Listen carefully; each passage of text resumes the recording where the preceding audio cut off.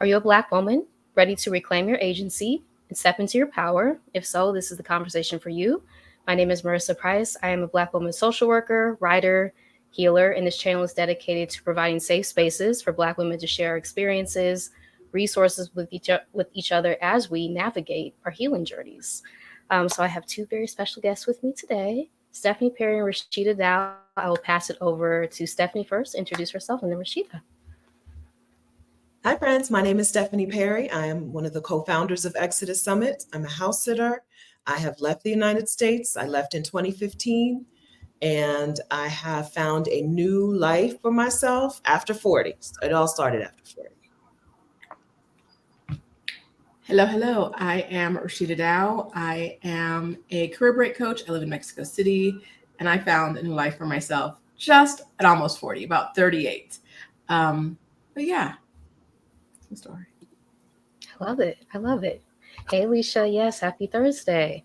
I do want to ask y'all just like what you do individually, because I know people see like Exodus Summit, they see you as a pair. But just if you could just tell us what you do individually in your businesses and lives. I'm a house sitter, and so I've created a program called House Sitter School to get more Black women out house sitting around the world. I have a YouTube channel. On my YouTube channel, we talk about all of it, house sitting and career breaks and moving abroad and bopping around the world, embracing ease. And that's what I do. Coaching. I do coaching in the YouTube space, right? So I have a YouTube channel. My YouTube channel is one of the reasons that I can be anywhere in the world and still eat, right? And so I also coach people on how to run a YouTube channel. So that's my like basket of things that I do. Okay. And the reason people always think of us as being together is because we are. We're a pair. Mm-hmm. Even when we're not doing Exodus Summit stuff, we're a pair. We go together. Real bad. So I am a career break coach. I took a sabbatical in 2018 and it changed my life. And I love helping Black women take sabbaticals. So I live in Mexico City. I have a YouTube channel where I talk about life in Mexico City, about sabbaticals. I talk to women living around the globe, Black women living around the globe, to talk about their experiences. And I do individual coaching and group coaching around career breaks and moving abroad. I love it. I love it. Yes. So could you give us an overview of Exodus Summit when y'all come together with your talents and skills? What is this virtual event for people who may not be aware of what it is? Exodus Summit is a virtual conference that happens every year.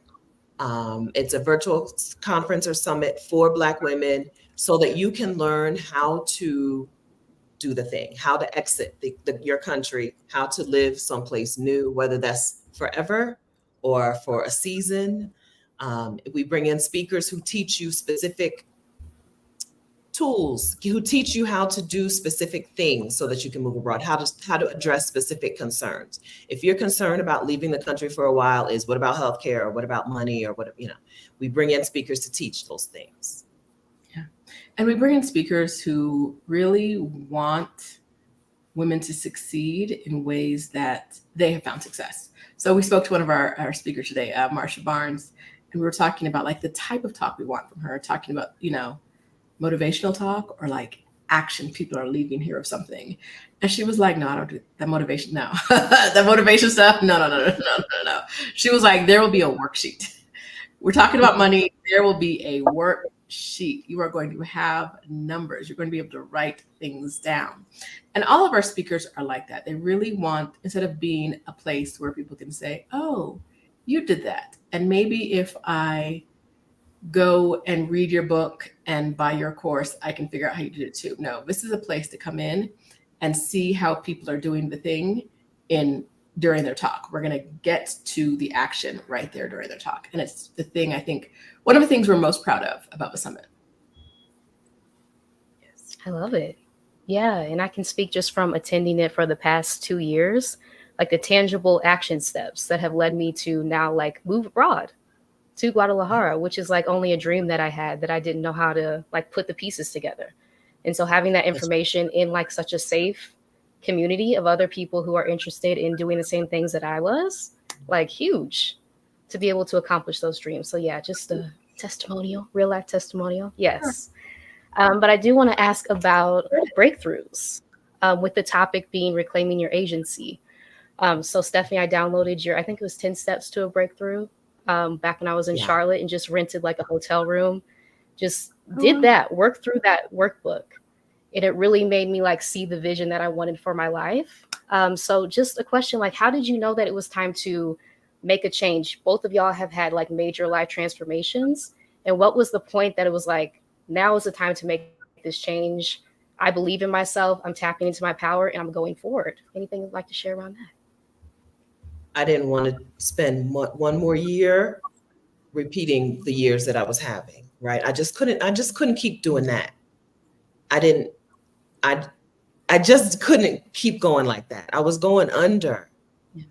In my late 30s, I was not, I did not exercise my agency. I wasn't even aware that I had agency.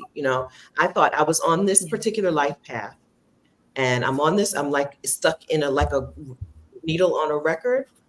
And I'm just going to keep going around this particular circle that somebody placed me on, and I don't have a say. There's no other thing that I can choose to do.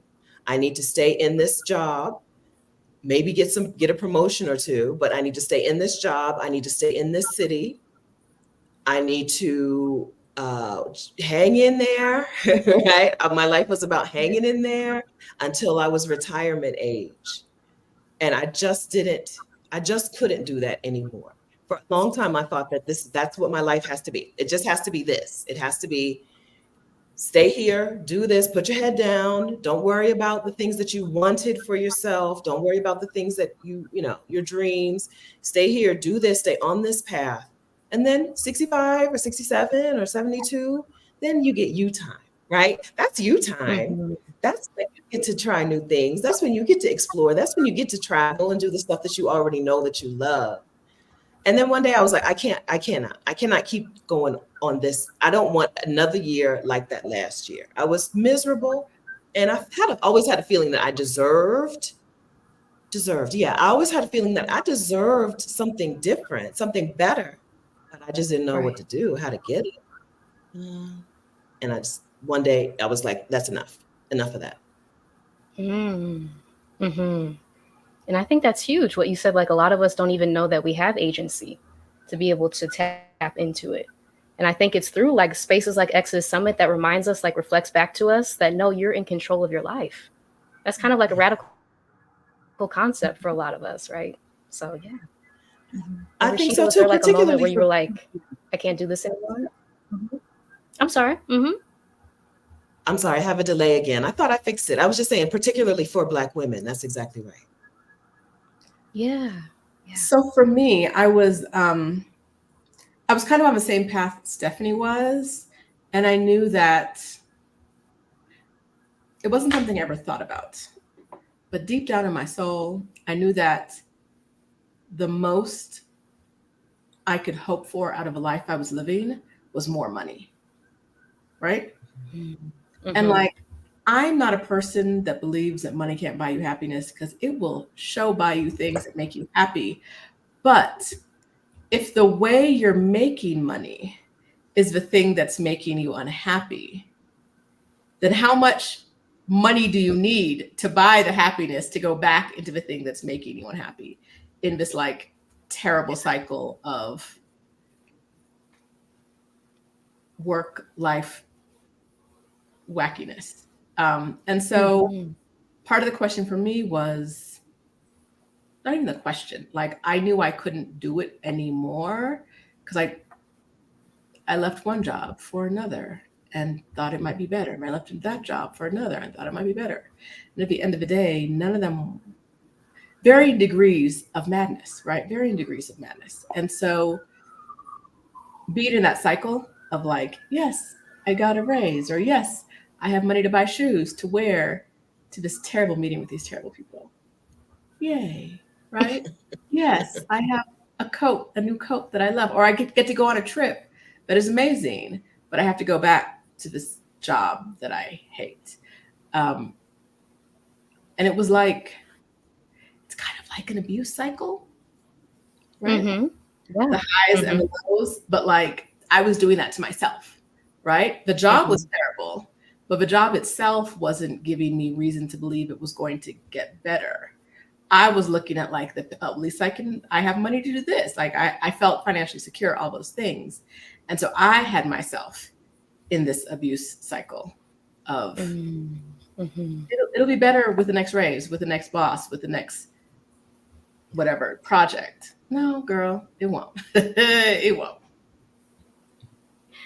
That's huge. Yeah, coming to that point of radical acceptance, and Mara says like it's a trauma bond, because it really is like, and yeah, as an alum of Burnout to Bliss from Burnout to Bliss, Rashida's group coaching program, having joined that when I was in like right out of grad school into this like major banking position, AVP, right out of school, and having all of these things that I was realizing like this is a toxic environment, and the next one I go to will probably be toxic too. So having that group of women who are going through similar things to be able to like share my experiences was huge. So just like anything y'all like to share around like the role of community, how like community can reflect back to you that this is not right and that you can make a change. Sometimes your community tells you that this is just how it is, right? Sometimes your community tells you, oh, yeah, it's like that for everybody. That's just how it's going to be. Nothing you can do about it, right? Sometimes your community is the way you think, to the way you learn that you don't have agency, right? Yeah. Sometimes it's through the other people in your community who are like, yeah, girl, that's it sucks. Just suck it up. But thankfully, there's also a way to form community with people who are like, that's not normal. And you can step out of that. You can step away from that. I didn't have that, but I made it, right? I made it. I didn't have anybody who I could be like, I think this life, when I would say to people, I think there's something more to life, right? Or I think I'm supposed to be doing something different, right? People be like, Psh, you wish. Well, who do you think you Yeah. are? And so instead of me finding that community with people, I made it, right? Rashida and I got to make it. I found one person at a time, and I was like, oh, I see that in you, right? I think you're like me as in the way that like you don't want to do things this way. You're done with doing things this way. And so one at a time, we just like pick people up and we're like, now you and now you. Thanks to the internet, it's no longer one at a time, but it's still one at a time. True. Mm-hmm. Yeah. I was thinking about this the other day, the idea of like no new friends and about how terrible my life would be, right?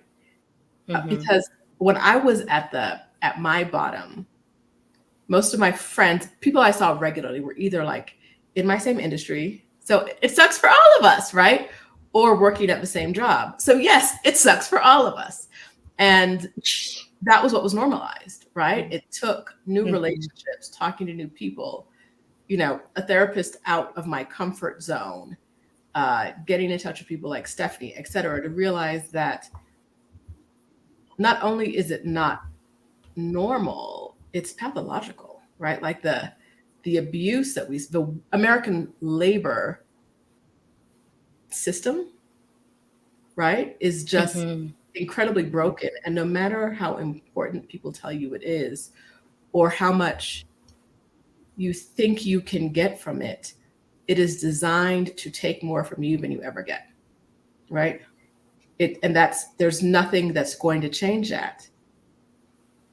It's just what it is, right? Until, I don't want to say that on this channel, until all the billionaires are gone, right? Like that's never or the wealth is redistributed. That's never going to change.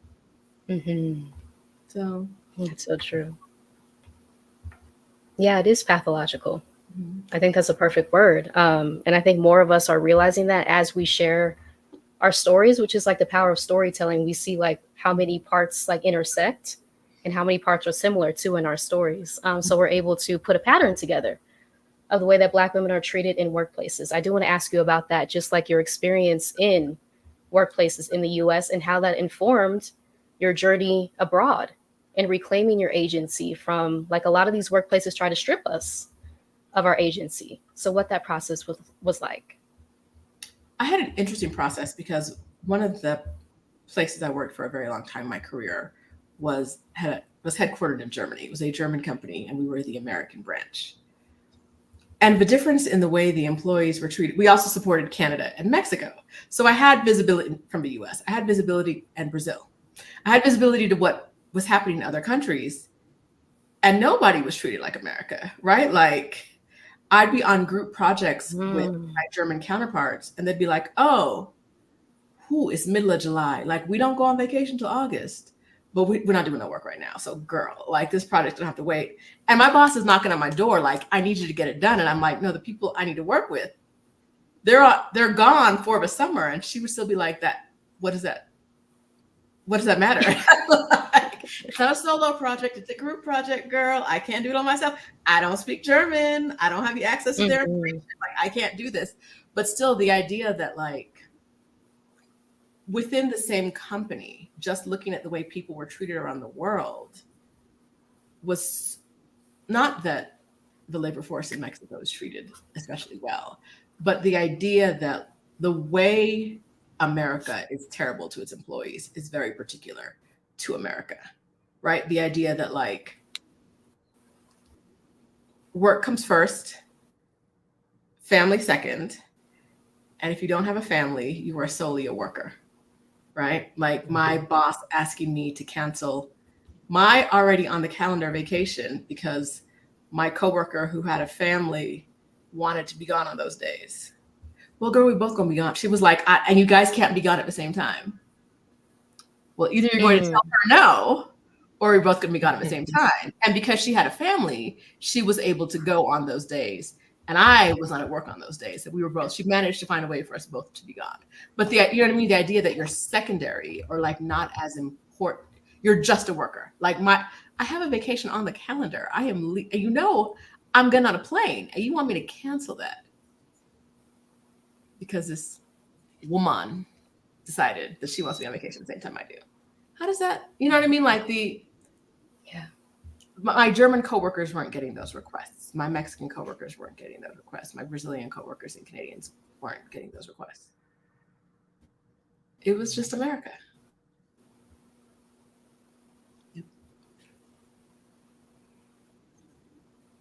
It's just America. Yeah. Ooh. Stephanie, anything you want to share around your like work experience, toxic jobs, and then realizing that there was a different way? Yeah, I always had a job that had more say over my life than jobs are supposed to. I just didn't really recognize it. First, I was in the Army, and that's expected. The Army is in charge of your whole life. But even after that, when I worked for a bank, I worked for a hospital, it was always like, you know, we get more say than just during your work hours. It was always a challenge to be a whole person. And so I decided I didn't want to do that anymore. I had jobs where like Rashida, I had jobs where getting access to the benefits that they're supposed to give me, right? Access to the vacation that I've earned was a struggle. I had jobs where they thought, you know, I had an employer who was just like, so what, you were approved for FMLA. I'm gonna like retaliate against you for accessing the benefits that you're allowed to access, right? I think that we call those people masters, right? When someone has say over your life, right? Not just that's not an employer. That's the master. And that's the system that that's the system that you're under in the United States if your employers are operating that way.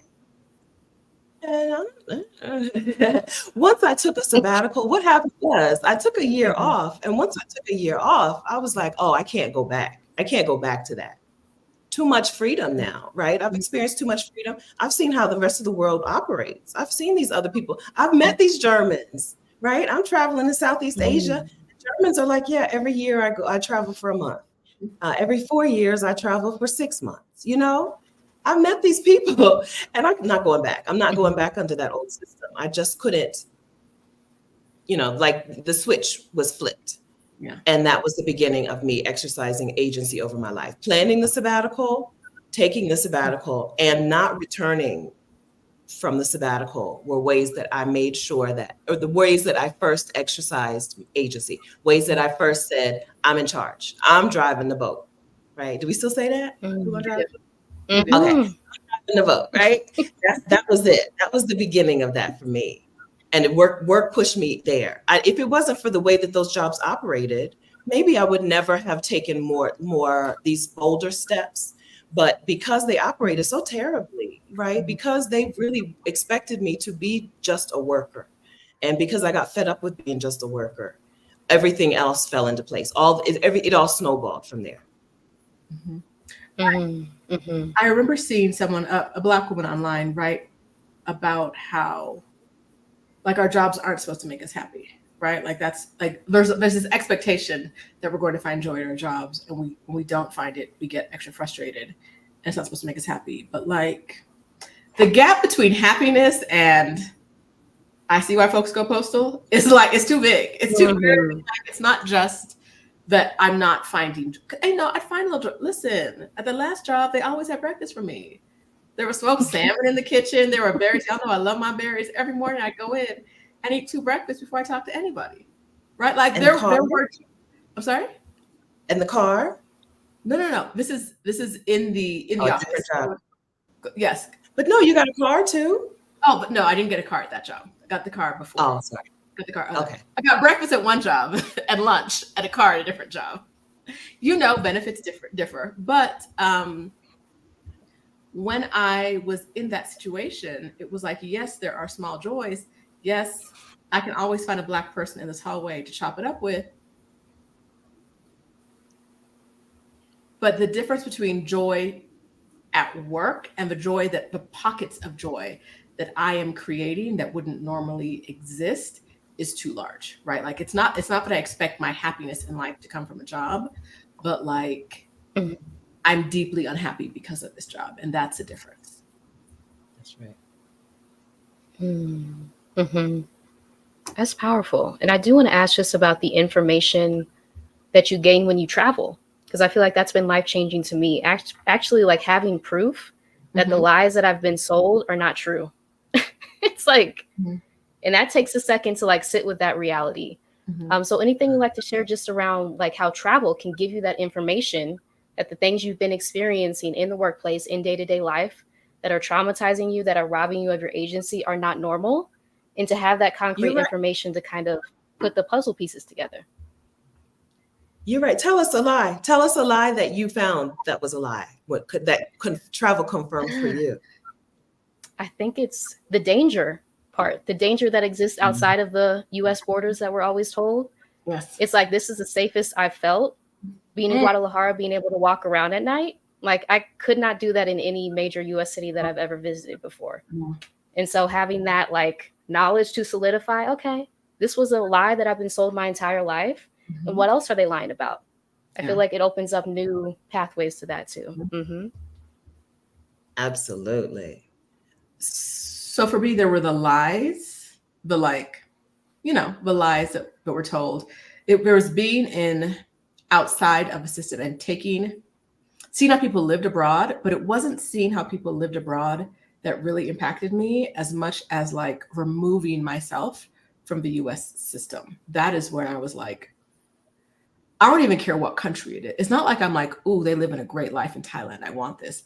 It was just like, I don't want to go back to the US because now that I've removed myself from the oppressive structures, right? The way that Mm-hmm. in most of the world, I have darker skin. And it's not that racism doesn't exist because it's everywhere, right? Like anti-Blackness is global, but it doesn't tend to be what people lead with, right? They're a little more subtle in their racism, right? Like the way that in leaving the US, I had space and opportunity to really focus in on who I am and the things I want to do, as opposed to like, it is Monday, I must work. It is Tuesday, I go work, all the way through the week, right? It is Saturday, I do friend thing. It is Sunday, I rest all day. It is Monday, I work. Over and over and over again, taking myself Yeah. out of that system let me know that I had become a person that would no longer fit in that system. Yeah. Mm.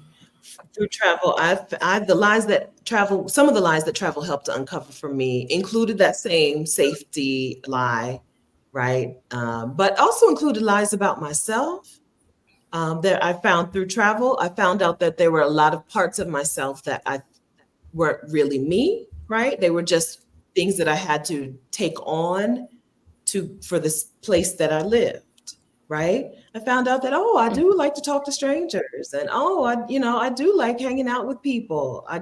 Even though I'd like to be alone, I also like hanging out with people. And I learned, that that there is that, and I learned the importance of community.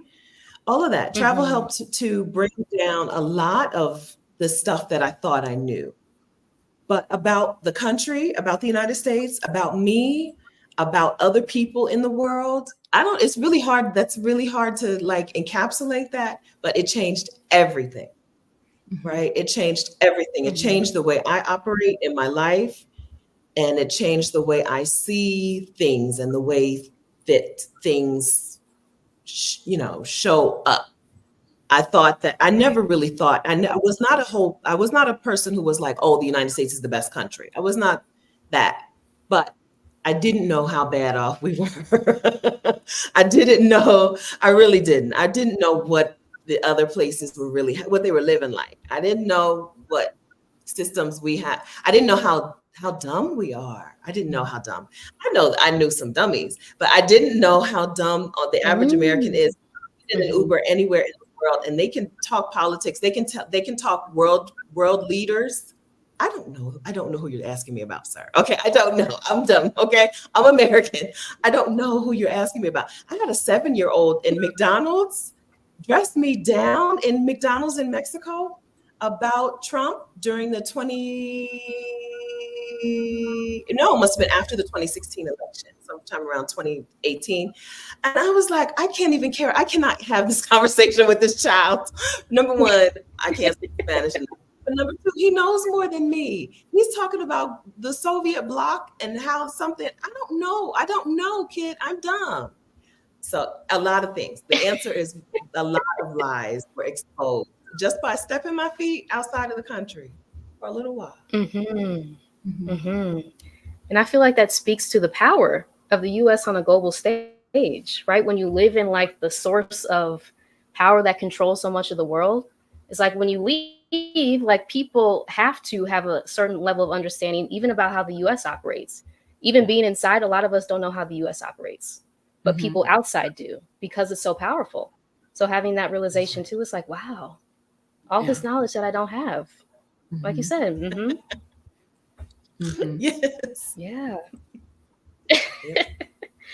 That's true. I do want to ask just about how some of us may feel like tethered to the place that we're from, especially in the US, right? Given the history of the US, we may feel like we can't even leave the borders. I know that I'm the first person in my family, in my immediate family, to travel outside of the US. And so, Mhm. even like saying that, people are like, are you okay? Like, are you going to be safe? Are you going to like be alive? What is this feeling of feeling like tethered to the land, and how can we begin to like break free from those mental shackles to be able to explore the world like other people do? It's that kind of that. There's this. What's the story? Is it like the elephant that's tied to something that's much smaller than him, and the elephant Oh yeah, can't yeah, yeah. Mm-hmm. because of the rope until the elephant realizes Mm-hmm. it can move. It's kind of the same terrible story. Someone in the comments let me know what's really happening because I don't remember it. The parable, but it's the same sense of like it feels like a shackle because America makes it feel like a shackle. It feels like a chain around your ankle because there are so many things to chain you. There's debt, there's the scariness outside, there's, Yeah. you know, if you date men, you've been told that you're going to be alone, especially if you leave the country. You're going to be alone in the US because nobody wants you. But if you leave the country, you're also going to be alone because no one wants you. If you're a Black woman, right? And so we're told all these things that make it seem like a better choice to be in the Mm-hmm. US Yeah. without any comparisons, right? No facts, just Mhm. feelings and vibes, right? Just America says it's scary out there, so it's scary out there. All those warnings they give you, like you can't go to this place because you're gonna die. And I'm like, girl, I can't go to church. I can't go to the grocery Mhm. store in your place Mhm. because I might Mhm. die. I'm good on not going to a border town, right, in Venezuela. I'm good on that. I know I'm not doing that. But I don't even know where not to go in the US, right? Like the Yeah. that's something in other countries when America does alerts, it's usually like stay out of this area of the country or stay out of this town. In the US, where? What is the safe space that you can go to and not worry about being a victim of a random crime? Mhm. There is no safe space. And so it is that America has done a great job with the PR, with the propaganda of telling us that like Mhm. you're not only tethered, like you're tethered, but it's for your own good. You're tethered Mm. better here. Mhm. So enjoy the rope, enjoy the chain, enjoy, Ooh. right? A little, but like once you Yeah. realize, like Stephanie and I, once you realize, and you, Marissa, once that it's not actually holding you there, it's just the idea of the chain, it's much easier to leave. That's right. Mm. I don't understand the loyalty. I don't understand why people, I guess I do understand it's messaging and it's propaganda and it's, the news, but I really don't get it. Like, if anybody should be disloyal to a place, we should be disloyal to this place, right? And we seem to be so convinced that we have to stay to fight. We're convinced that we have to stay to struggle to make this place better instead of just going to a better place. I really don't get it. I don't get it because people all over the world leave their country to go to a better place. Hmm? We've seen everybody's done it. Mhm. Everybody's done it. But we Black people in this country, especially Black people whose ancestors are from whose ancestors were also here, we Mhm. think it's our Mhm. responsibility to stay here and fix the place. We didn't Mhm. make the problem. Mhm. It's not our That responsibility to part. fix this. Just go to a place that Mm-mm. has the stuff that you want, right? Mhm. If you want to live in a Mhm. country with a better um, social structure, go to a country with a better social structure. There are people who do have a responsibility to fix it, but it's the Mhm. people who created the problem. Yes. I really don't. I Yeah. really don't. I promise you, the thing that I don't understand the most, I just told you everything, a lot of stuff I don't understand. The thing I don't understand the most is our desire to stay here and fix this. It's Mhm. not our problem to fix. Can you Yeah. imagine Mhm. if this is a toxic relationship? If it is a toxic relationship, which I'm willing to concede, but you may not be. If this is a toxic relationship, can you imagine your girlfriend being like, well, I see promise in him or her or them, Mhm. so we're gonna stay. We're gonna no, just go, leave. There's someplace better. Whether that someplace is alone or with somebody, there is someplace better. But we're committed to staying and fixing a problem that we didn't create, and struggling and dying, giving our lives, like literal lives. This is not hyperbole. Literally giving our lives through early death, through disease, through actual brutality. We're willing to give our lives for a place that don't care a thing about us, that actually does care about us, that hates us. Mhm. The thing about fixing it is that the people with the power don't want to fix it, right? So you're always going to be banging your head against the wall and fighting people for equity, for rights, for reparations. When Mhm. if it was going to happen, it would happen already, right? Like, especially on the reparations front. If I was going, they have paid reparations to people in the past. It's just not anyone who looks like me or you, right? Because Yeah. they don't think America doesn't think it did anything wrong with slavery. Let's just say that it does not think it did anything wrong. So it does not think that it has to do any kind of payment. I'm surprised they didn't do what France did to Haiti and be like, now you got to pay us. You're free. Yes. Mhm. Pay us for your freedoms, right? That's true. Here's a Mhm. black tax. But in life there is a black tax. So I guess whatever. But Mhm. We're paying. we're paying. But I could understand staying to fight if it looked like success was in the next 2 years, in the next 5 years, if there was some like politician that was aggressively liberal and was going to be making changes. But like, that's not what we have. Like that's not it. We don't. People want to uphold the status quo, and the most we've gotten in the past 50 years is dancing around the status quo, dancing around that you're still a second class citizen, you're still going to get paid less than other people, you're still going to be less safe, and it's still going to be your fault, right? Your fault. And what is the grand change that's worth fighting for? I think that's the question. Yeah. Right. Yeah. And even talking about on my channel, like the cost of access, right? We've been able to access these spaces, but at what cost to our bodies, our mental health? And I think asking that question and also realizing like we have options. So if y'all could like talk about that, like the fact that we have options as Black women, we don't have to stay and be harmed in these spaces over and over again because we've seen the pattern that exists, right? We've seen like the level it can get to of trauma that you experience in these workplaces in like everyday life. And so like tapping into your choice, how does Exodus Summit help us do that? Because I know it really has helped me. Yes. We like to. A choice. Go ahead, Rashida. Last year, Stephanie's going to have to help me remember who this was, but one of our speakers talked about opening the aperture, like seeing. Krishan. Was Krishan? Lexa Global.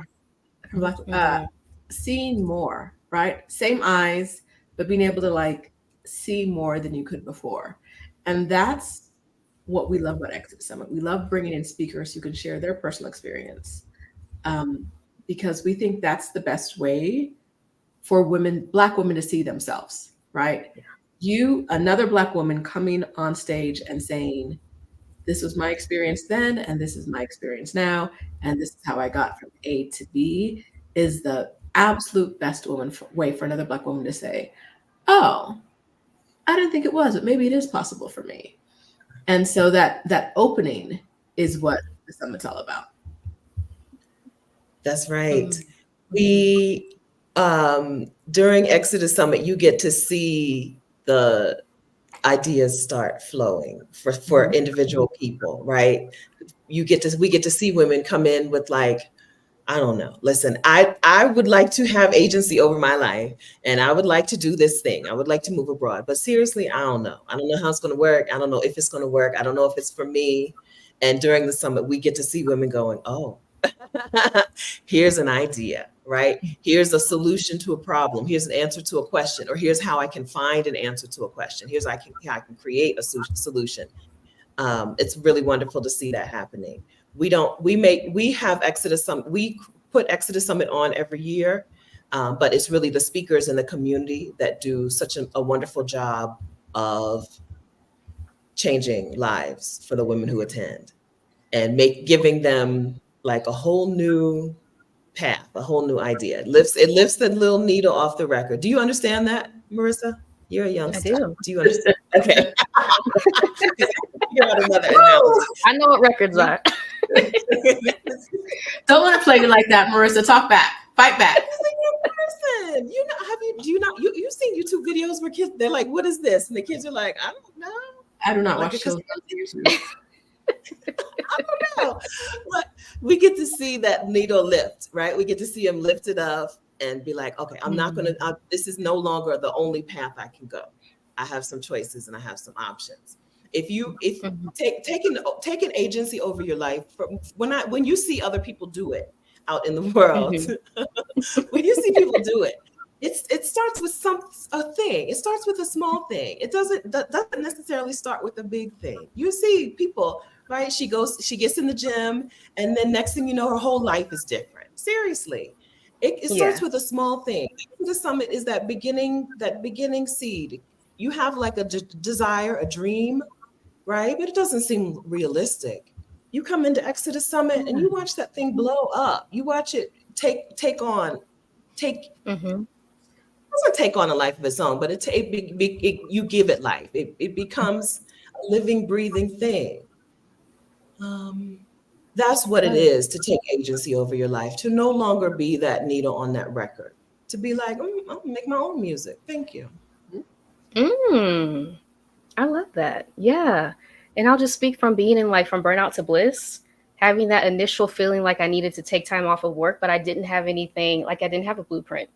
So having other Black women be like, I'm taking a sabbatical, I'm using this and this. I'm like, okay, that gave me the information to develop my own plan to then take a sabbatical away from that job and realize it was that job that was draining the life out of me.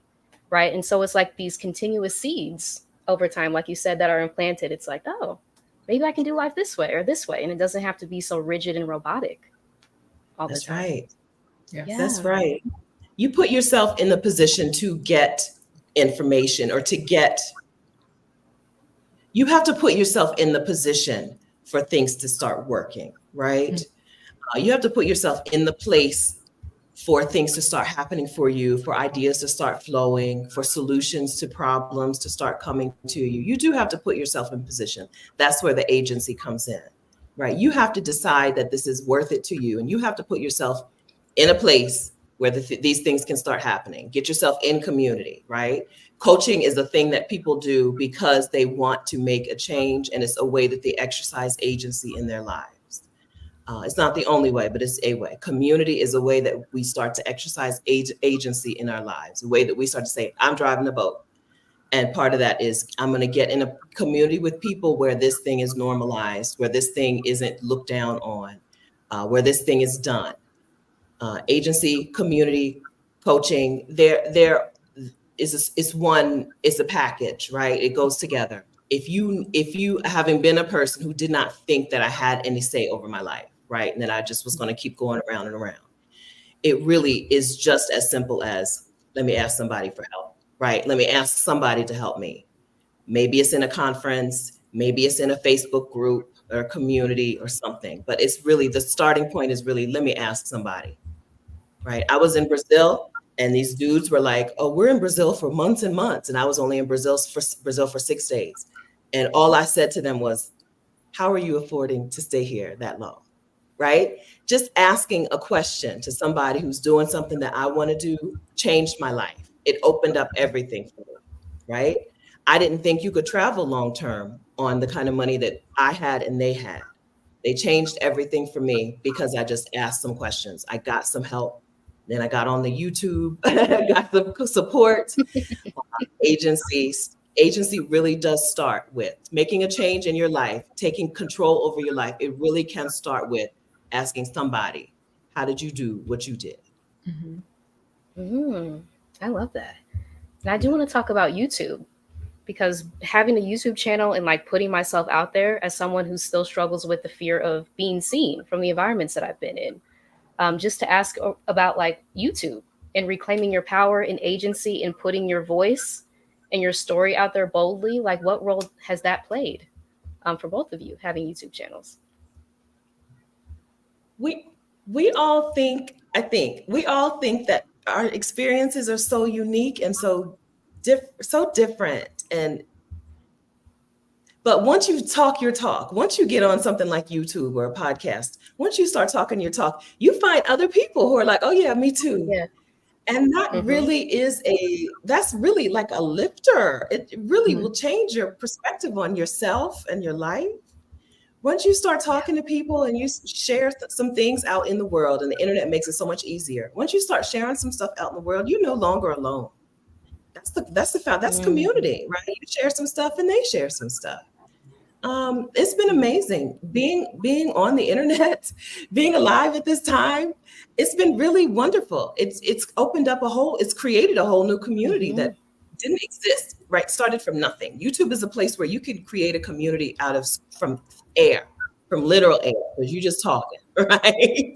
You can create community out of thin air by getting on YouTube. It might seem scary, but there's more to gain than there is to lose, right? I think for most of us, there's so much more to gain. It's so amazing. I recommend it. For me, it helps pushed me past a lot of fears that were Mm-hmm. not really scary when I started them. Like a lot of times it was, well, starting off, it was, I'm going to make this video, no one's going to watch it. Okay. Yes. Oh my gosh. Right. All right. Like everybody goes through that. Or I'm going to make this video and it's not going to be good. And then someone's going to watch it, my not good video. Mm-hmm. Okay. I went back, maybe a year into my YouTube channel, I went back into some YouTubers that I subscribed to and watched like their very first videos. Everybody starts terribly. Everybody. Yeah. If it's your first channel, you start terribly. If it's your 6th or 7th channel, maybe not. But your first channel, those first videos are nonsense. And it's okay, right? We have to start somewhere. The idea that we have to be good at everything we start holds us back, right? And the idea that if you start something, you have to finish it. You make a video, you may do a channel and make 2 videos and you're like, oh, I hated this. I mean, everybody hates it on video too. So that's not a really good reason to stop. But if you want to, who gonna check you? Like, it is what it is. Another fear of visibility, of people like I said, seeing me, even when, like now, the other day, someone I used to work with was like, I was thinking of moving to Mexico. So I went to YouTube and there you were. Lucky I like or I would have ignored this message, right? You're lucky you were always the homeboy, or I would have ignored this message. But like, yes, people who know you from your other life may see a video, and now here you are talking about white people and why you have to leave America, right? It is what it is.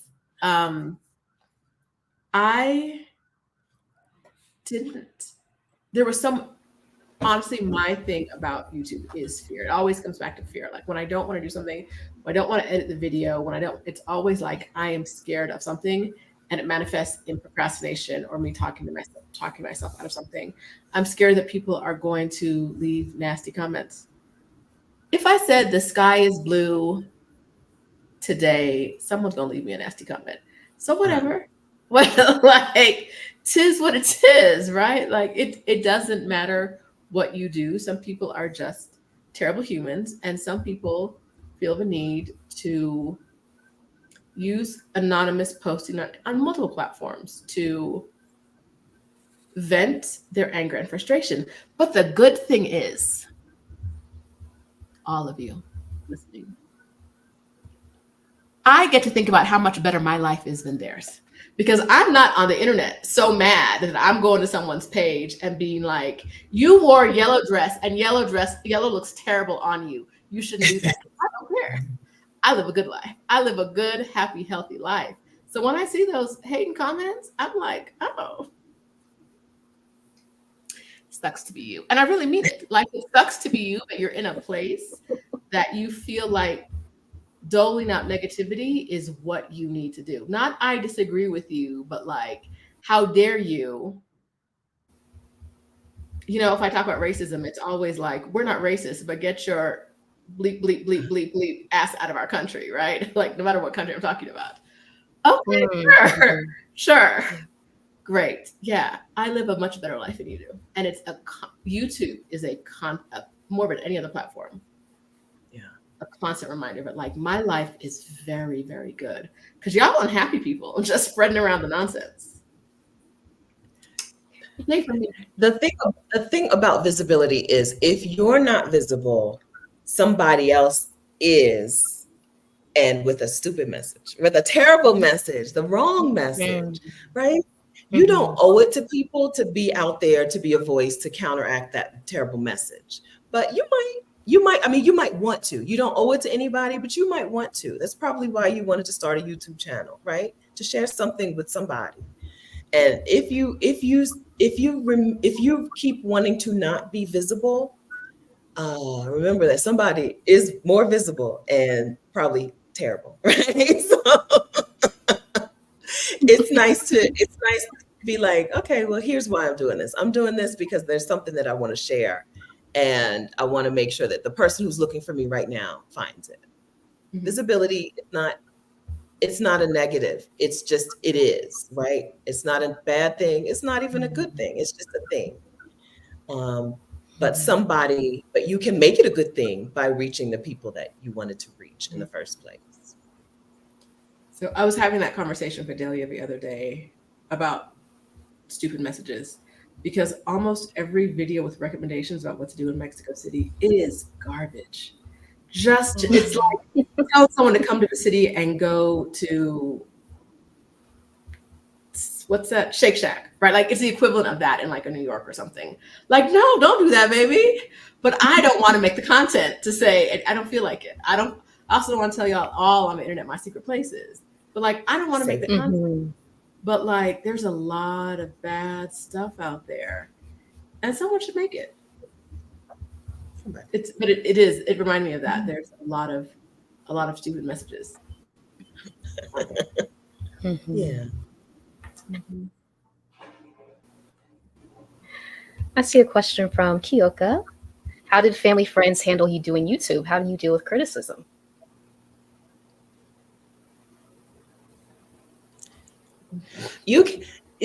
Okay. So I have some hearing loss. I don't hear I don't hear all the criticism because I don't hear good. So that's pretty helpful. Mostly, if they're not doing the thing, it's not worth listening to someone's criticism. If they're not doing it, if they don't have a YouTube channel, if they don't live abroad, if they don't whatever, then their criticism probably isn't going to be helpful to you at all. So they can keep it. Now, I didn't start my YouTube channel until I was 45, right? So maybe it's different, but there was nobody whose criticism, even if someone had fixed their mouth to say, here's what you're doing wrong on this channel, I'm not going to listen to it. I'm not going to take that in, right? Why would I do that? Where's it helping me? I don't. So the answer is I didn't have to deal with that, but it might be because I don't hear good. Mm-hmm. Yeah, I can't think of family or friends criticizing anything YouTube related, mostly because I think I have inherited Stephanie's hearing loss. Because what would you say? You're not putting yourself out on the internet for strangers to criticize you. Now, strangers be coming in with the criticism, right? The like, get to the point. I didn't want to hear all of that. Okay, well, the answer for that is just turning it off. Those kind of criticism come from strangers, but I didn't get YouTube criticisms from family and friends. What I got were like, when I was first starting in business, like helpful suggestions, like your business would be a lot more successful if it wasn't just for Black women, if it was for everybody. And I'd have to be like, that's cool, but I don't care what you say, right? Like, you didn't get a vote. Like, I didn't ask for your opinion. You're not an investor. Mm-hmm. Mm-hmm. I do not, like, there's no part of me that cares, because when you're doing the thing, if you're going to do the thing, you have to like what you're doing, right? And if you don't like what you're doing, it's not going to last. I like my business because I deal with Black women all day. If you want individual coaching with me and you're not a Black woman, that's cool. But my group coaching, Black women, Exodus Summit, Black women. And that brings me a bit of joy just being there. Okay. Yeah. I'm Marissa now. Okay. Oh, wait, you came back. We're about to take over, Marissa. We're taking over. Sorry, y'all. Marissa. Wi-Fi issues. Listen, I get it. We knew what to do. Uh-huh. We were like, substitute teacher in the house. Okay. Yes. Okay. I do want to ask you about perfectionism, because I know a lot of us feel like we have to have the perfect plan, the perfect like ABC laid out in order to make like even the first move. And how can we start to like release from that idea? Because it's just, you gain information over time, the like little step after little step that you take, and releasing the idea that it has to be perfect, set in stone before you even take one step towards what you want to do. Anything you'd like to share about that? I think that the whole idea that you have to be perfect, Rashida said, the idea that you have to already be good at stuff to even start it, That is white supremacist ideology. Not getting grace is because people, that's a white supremacist machination. If you don't give yourself grace to not be good at things, you're also an agent of white supremacy. You're furthering their cause. Mm-hmm. For, as an act of resistance, do some stuff halfway. Mm-hmm. As an act of resistance, stop having to show up perfectly. Mm-hmm. I just did a live stream today. Okay. So in the live stream, I said, oh, I wish I had some lipstick on. I got up out of the frame and went and got my lipstick. I poured water during the live stream, spilled water all over the table, got up and got a towel to clean the table. As an act of resistance, stop showing up perfectly. You're not helping yourself. You're only helping white supremacy by having to be perfect, because they don't have to be perfect. They don't even have to be good. If you give yourself permission, if you give yourself the grace to be a human person and not a worker, not the slave, not the capital in the capitalist system. If you give yourself to be permission to be a human person, you're going to enjoy your life and yourself so much more. I think that's where perfectionism comes from. I think it comes from not having any grace to stumble, not having any grace to fall, not having any grace to try and fail. So if you can give yourself that grace, I don't know how to do it. What I'm saying is you do it. Marissa can help you with the how. But I think if you can give yourself that grace, that is a way that you can resist all of the other messaging that you have gotten for your entire life. And I think there are two things that help. One is just practice. Every time you half-ass something, you get better at half-assing, right? You know what's important. I think there are some things that need to be done really, really well, right? Like if you're a brain surgeon, don't be half-assing in my head, right? Like full on ass, please. But most of us aren't, right? If I hate the way a video is edited, I'm unlikely to put it up. But should I? Yes. Yes, put it up. Not everything. Every time every day that was like, everything you do is like 50% of the stuff you do is going to be above average, and 50% of the stuff you do is going to be below average. Like if you're thinking about YouTube, 50% of your videos are below average, and now I see a below average video and I'm like, how, what, right? But like it's just like you have to accept that. So practicing doing things not full out, right? Like if you're ever on a dance team, you do the full out thing. You don't have to do the full out thing. Just do the practice. Just do it like marching in place, getting it done. As long as you get to the end or whatever you're going to call the end. The other part of that, so practice and community. Stephanie and I are so much better at doing things smaller because of each other, right? We're very good at saying, we're not worried about that. Like, and if it was on our own, we would worry so much about the steps that nothing would get done. But because we're together as a collective, even when we're not doing work together, like I called her today and I was like, I need an idea for this. She came up with something real quick. It was easy. And I was like, I can do that. Me, I was sitting here brainstorming for like 2 hours on like, I need a good idea, right? Like, getting in community with people. And I'm going to say this is true for Black women, because Black women will give you the grace that you won't give yourself, right? So get in community with people who will give you grace and say, oh no, that's good enough to press publish. Whether that is your book, your website, your manifesto, whatever it is, whether it's the earrings you want to design, the art you want to sell, get in community with people who will say, yes, that's good. You do not need to spend 30 more hours making it perfect. It's good. Get it out there, right? And then move on to the second iteration. And then volume 3, volume 4, keep going. So yeah, community that will be supportive and give you grace. If your existing community does not give you grace, find somebody else. Find somebody new to bring your ideas to. Because there's nothing worse than bringing your idea to someone and having them be like, I think that's huge. Yeah. well, I don't know about this idea. It sounds kind of, no. Hopefully I'm back. You are. Hopefully Yes. I'm back. Bring yourself to someone who's going to support your ideas and be in community with them. Yes. I think I'm back. You You're are back. You're back. We got this, girl. Take a Don't nap. worry. Listen, We got you.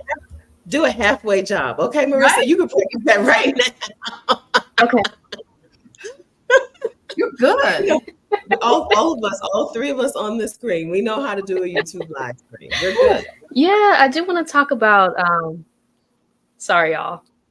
Mm-mm.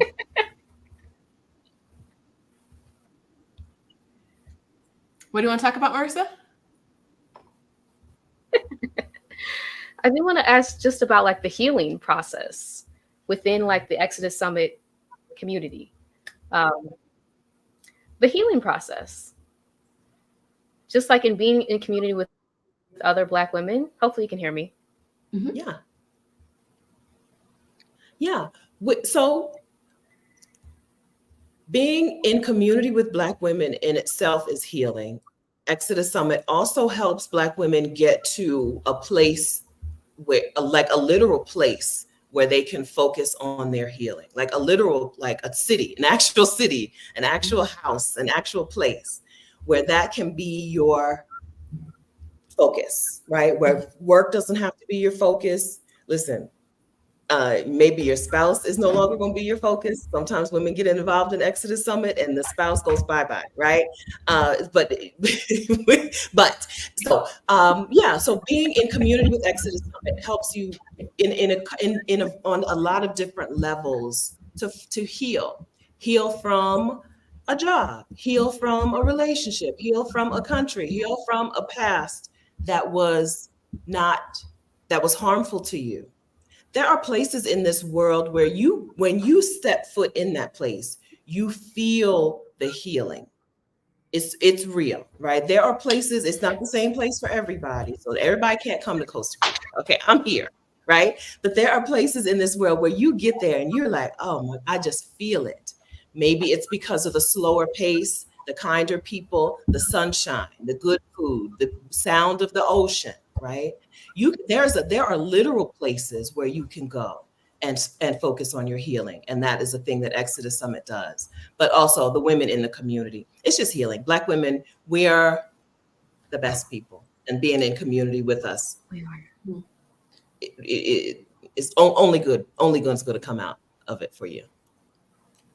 And one of the things that I see in Exodus Summit, especially in our Facebook group, is that in a non-therapeutic way, women, because there are so many mirrors in the community, so many women who are just like me, except for this one thing or this other thing, a lot of women can identify the place that needs to be healed, right? Yeah. In ways that you may not, like I couldn't tell in my community that I was an abused worker because everybody who was around was an abused worker. Everybody, right? So it looked normal. But when you get in community of people who are bucking the status quo, it's much easier to see like what the gaps are between like unhealthy and where I am, or like healthy and where I am. What is the gap?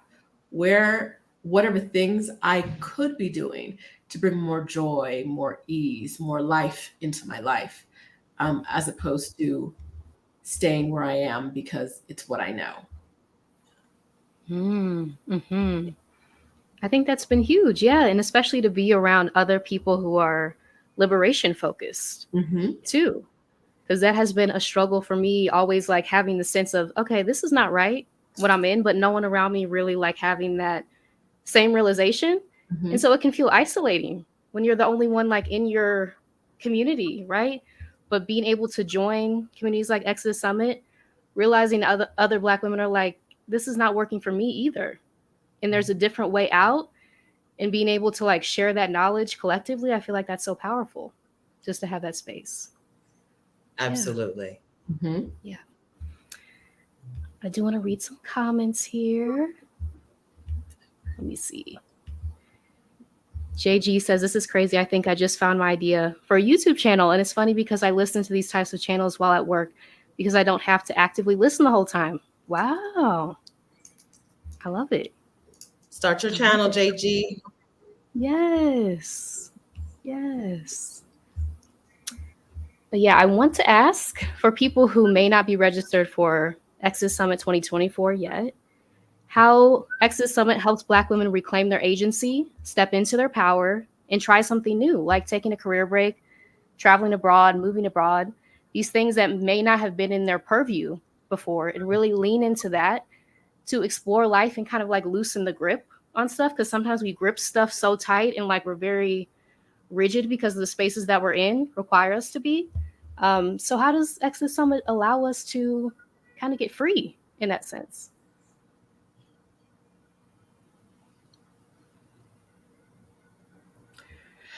There's ways in which Exodus is really just a place for whatever you want, right? It's the best way I can describe it is as self-led, right? The women in the community know what they want, like this community, which wouldn't exist if they weren't like, we want to be together in this Facebook group, so don't you dare close it. Thank you and goodbye, right?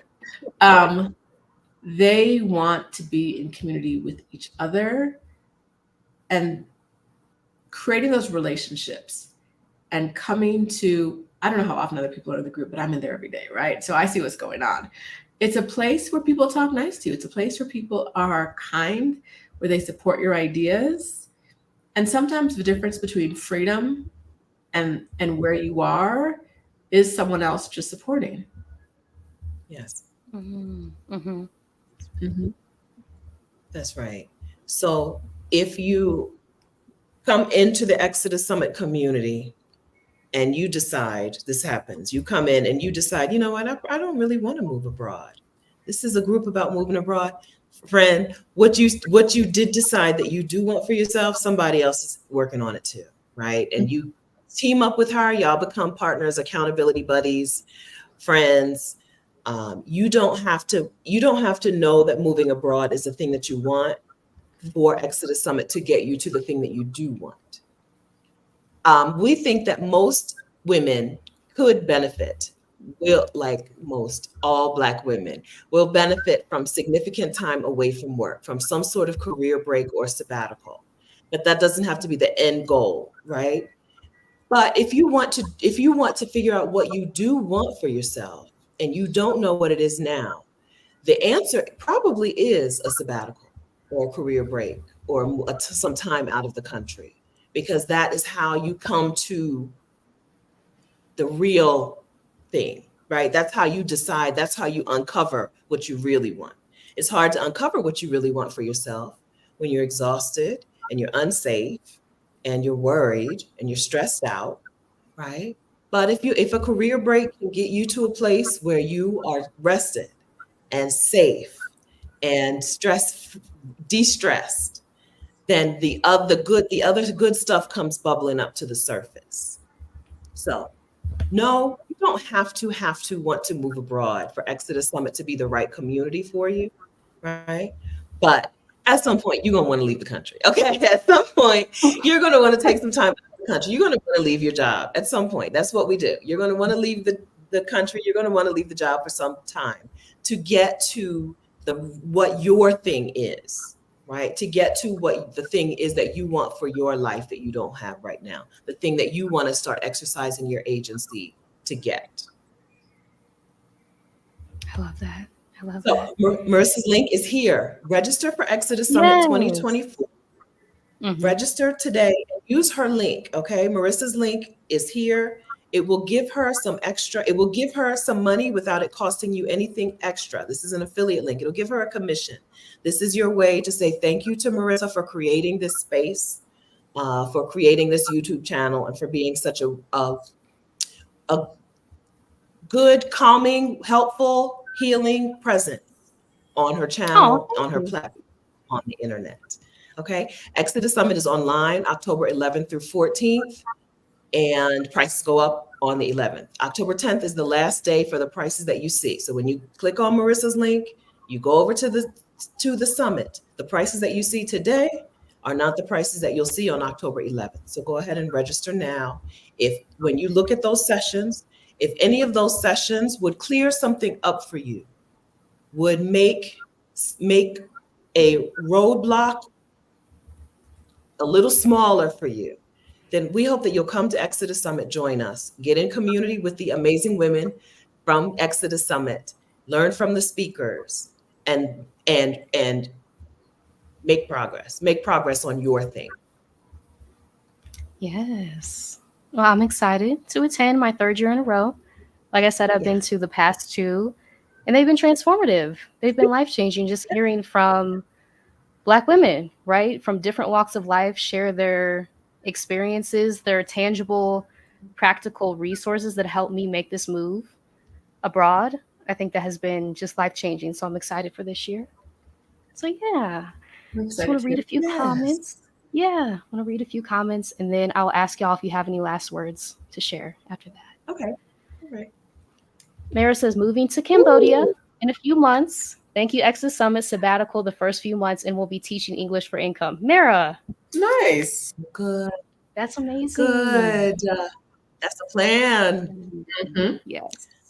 Wonderful. Yes. Southeast Asia. So Mara, some of the Exodus Summit gang will be in Vietnam in February. So make sure you know that and put us on your calendar. You can pop over to Vietnam. I love it. I love it. Yeah. She says, I put in my 2 weeks notice this week, but I woke up the next day and told my manager, this is my last week. I couldn't do it anymore. I have no more to give. I completely understand that feeling.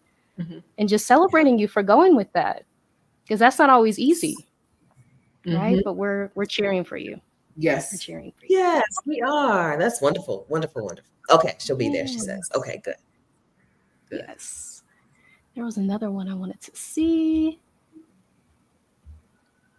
The Black Bohemian Soul, hello, says, I'm currently on FMLA to care for a parent and I'm loving the time off so much that I'm strongly consider resigning. I love it. Yeah, FMLA is what I use to take a career break. 11 weeks off. And that was life changing. So just like explore your options, look at your employee handbook to see what exists that you might not even be aware of so that you can take that sabbatical, that career break, and then potentially resign. Because once you have that time off, it's like you see a different side of life. It's like you really can't go back. Even though I did. Not talking in, going to get ice cream in the middle of the afternoon. How do you beat ice cream in the middle of the afternoon? Like not even in the house ice cream, but outside ice cream. Gelato in the streets of Rome, just because. You don't beat that. No turning back. Getting in the swimming pool, getting in the pool, like just in the middle of the day. No turning back. Yeah. FMLA is a gateway. Use it. Use your benefits. Yes, please, please. Pamela says that it's it right there. The US's PR firm has done too good of a job. Yes, I've known it's all lies for a minute now, and I'm out of here. Mm-hmm. Clapping for you. Yeah, that's so true. The PR machine that is the US is very real. Very real. Like nobody else. There was another one I wanted to get to. Let me see. I should have started. That's okay. I think someone had talked about they had a question, but I missed it. Anyway, if you still have the question, put it in there again. As we wind down, just want to ask y'all if you have any last words to share with people as we're winding down tonight. Healing is going to come in different times and different looks for all of us. But a lot of times we don't know we need to be healed or what we need to be healed from, or we don't know what healing could look like or where healing will take us. And it can sound really scary, but sometimes it's just making a new friend. And that's why I think you should come and join. At least join, if you don't come to the summit, at least join the Exodus Summit community to get your new friends. And they're going to tell you why you should come to the summit. I'm not going to tell you. Your new friends are going to tell you. But join the community and be around people who want the best for you. Because if there's nothing else about Exodus Summit, the women in the group, you're surrounding yourself by Black women who want nothing but the best for you and truly your version of the best, right? Not my version of the best. because I can't determine what that is for your life, but your version of the best, your version of the healthiest, wholest you, they want that for you. We want that for you. So come and join the free online community for Black women. As Marissa said. Marissa is so prepared. It is. You're so good at this. She got all the links. All the links. Yeah. Mm-hmm. Yeah.